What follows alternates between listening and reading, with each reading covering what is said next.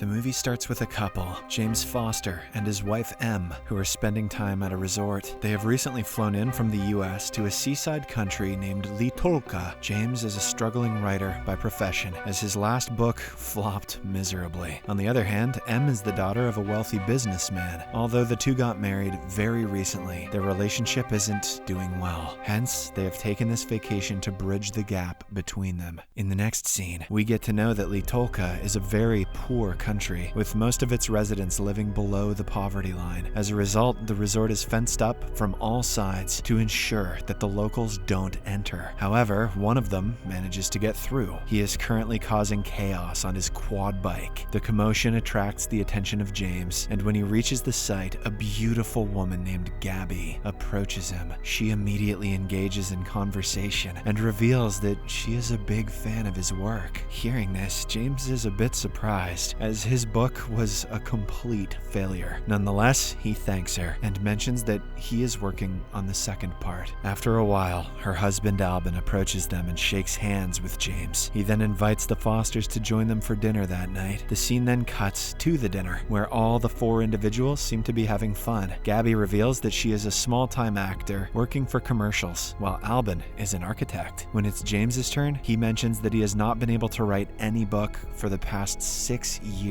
Fortunately, he also has 6 abs. This is because he hasn't got any inspiration for it. In response, Albin says that he'll probably get the inspiration here in Tolqa. He then suggests that they all go out to observe the city tomorrow. James is a bit hesitant about it, as the country is known to be very dangerous. The resort officials have clearly warned the tourists to remain inside the premises. However, Albin assures him that it's safe, so they eventually agree. The next morning, the four rent a car and exit the premises after bribing the local guard. They then drive along the coastline until they arrive at a beautiful spot. The four park the vehicle and have a wonderful time by the beach, enjoying drinks and talking about their lives. In the midst of this, James gets a sudden urge to pee, so he goes to a corner. Surprisingly, as he's doing this, something very weird happens. Gabby approaches him from behind and starts hand-pleasing him. James also doesn't resist, and she finishes off his hormones. It's one way to put it.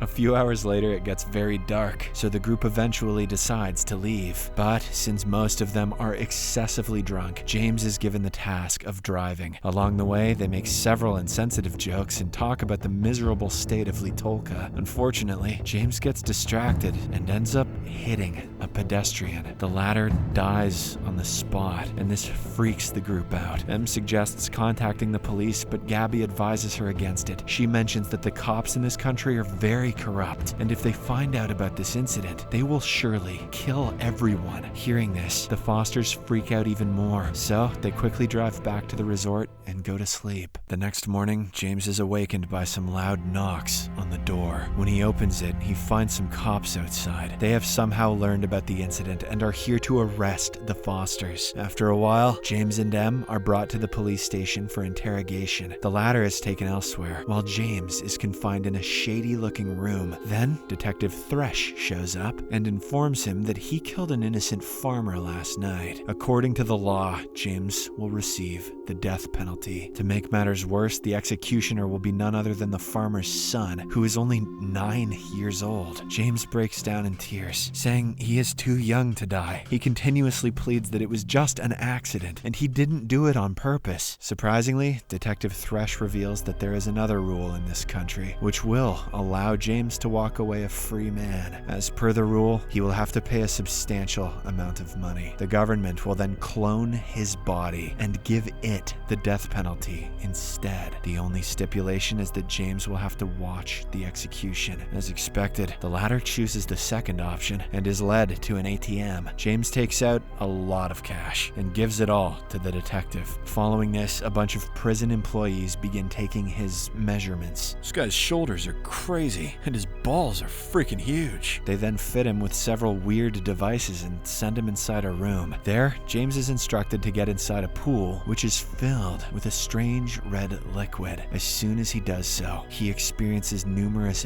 visions, which unsettle him deeply. The next thing he knows, he wakes up in a bed, sweating profusely. Soon, his wife Em approaches him and reveals that his clone has been successfully made. She then leads him to the room, and James is taken aback when he sees his doppelganger. They look exactly the same, and the clone even has the memory of the original James, as well as the same huge balls. After a while, the execution process begins, and a lot of people are gathered to witness it. James and Em are also forced to watch as per the rules. Soon, the 9-year-old boy arrives in the room with eyes full of vengeance. He wastes no time and continuously stabs the helpless clone, who has been tied to a pole. Em is horrified by the sight, but James seems to be eerily intrigued. That evening, the couple returns to their room and starts packing their belongings to leave this country. However, James suddenly realizes that his passport is missing. He searches the entire room, but fails to find it. Shortly after, he visits the receptionist and inquires if she has his passport. The woman answers with a "no," but says that she can extend his stay by a week if he wants. James nods his head readily, as if he wants to be here. Later, as he is walking back to his room, Gabby intercepts him. She apologizes for the entire incident and says that she wants to share something. James doesn't want to talk to her, but after a lot of insisting, he agrees. Following this, the two sit down and chat over a few drinks. Gabby reveals that several years ago, she and her husband came to this country for the first time. Albin was contracted to build an infinity pool in a hotel. However, one day, a freak accident took place which claimed the lives of 2 workers. Albin was immediately arrested on the charges of negligence, and this is when they got to know of the clone scheme. Gabby says that although it's a strange law, it can be a gift for rich people like them. She also reveals that many tourists come to Tolqa only to get a glimpse of their clones. In the next scene, Gabby takes James to her villa, where several Westerners like them are having a fun time. It turns out that they have formed a secret community where the members enjoy killing local people. They then pay the government a lot of money in exchange for their clone's execution. Albin appears to be an integral part of this community, as he was the first one who discovered the clone scheme. As of now, he is seen sitting with his mistress, but Gabby doesn't seem to care. This is because she too has the liberty of making out with other men, just like James. As the group engages in conversation, one of them proposes that they raise the stakes tonight. They then decide to infiltrate the resort owner's house and kill him brutally. Hearing all this, James is a bit shaken, as he considers the whole thing unethical. However, the group eventually convinces him by saying that they're only going to have some fun. When the clock strikes 12, they arrive at the mansion and ring the doorbell. The maid answers it, but she is immediately subdued. The group then rushes to the main floor and causes chaos. The poor owner was in the midst of a romantic session with his girlfriend, but now both of them have been tied up. After having some fun with them, Gabby hands James a gun and asks him to shoot the owner. However, he refuses to do so. Just then, the security guard shows up and fires at the group. Albin is shot in the leg, but before the guard can cause more damage, Gabby shoots him dead. During the chaos, the owner, his girlfriend, and the maid are also killed. In the aftermath, the group brings Albin back to the resort. An Indian dance show is being displayed, so most of the guests are outside. However, Em notices the carnage and freaks out. No matter how hard James tries to console her, he fails. The next morning, the entire group is captured and brought to the police station. Soon, Detective Thresh approaches them and says that they have crossed the line this time. As a consequence, they are going to be punished. The scene then cuts to the execution room, where the entire group is lined up and brutally killed. But then, the camera pans to the audience, and we learn that the original group is still alive. Turns out, they once again paid the government in exchange for their freedom. Later, James arrives home to find his wife ready to leave. She seems frightened and doesn't want to stay here anymore. Surprisingly, James doesn't even try to stop her and says, "Tolqa is my home now." After she departs, she meets Gabby at the beach. The two chat for a while before she leads him to her room. There, she gives him a local narcotic, which he consumes. This makes him highly excited, and the two end up having passionate coitus. As the days pass, James becomes more integrated in the group, and he seems to be enjoying life. He is also high most of the time, as he has developed an addiction for the narcotic. One day, during a group meeting, one of the members suggests that they kidnap Detective Thresh and eliminate him. The rest of them agree to this without hesitation, including James. In the next scene, the group goes to the police station and forcibly forcibly kidnaps the detective. They then bring him to their villa and start mistreating him. James once again consumes the narcotic and goes crazy. He beats up the poor detective and even pees on him.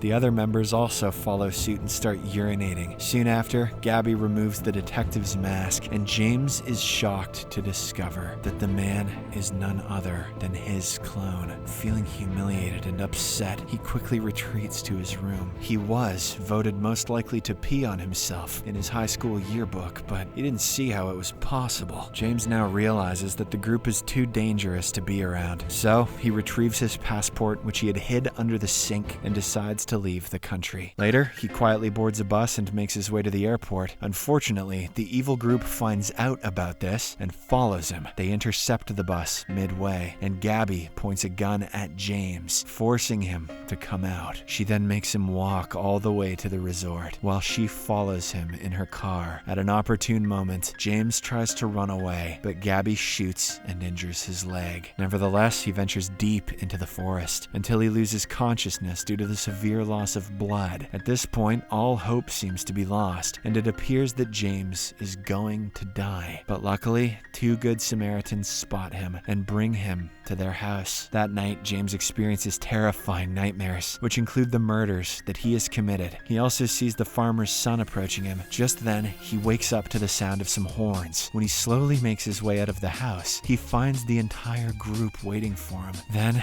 Gabby steps forward and says that she wants to play a game. If James emerges victorious, he will be fully integrated into their group. The rules are simple. He will have to kill a dog. She then brings out the dog, which turns out to be none other than James's clone, tied to a leash. The clone appears to be aggressive, as if it is drugged heavily. Scared, James refuses to be a part of this, saying he wants to go home. But when the clone attacks him, he has no choice but to fight back. Despite his injuries, he ends up beating his clone to death in a gruesome manner. In the aftermath of the fight, James is left bloodied and traumatized. Gabby then approaches him and does something weird. She smears the blood on her chest and proceeds to breastfeed him.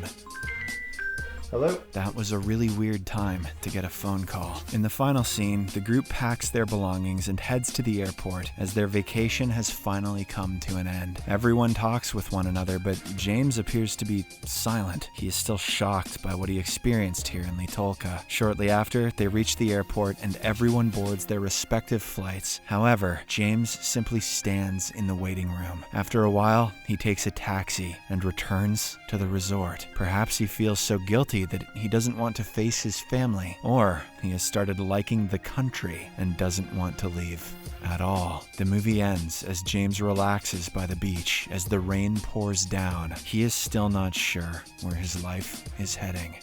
Subscribe for more videos like this, turn on notifications, and leave a like to help the channel out. Thank you for watching.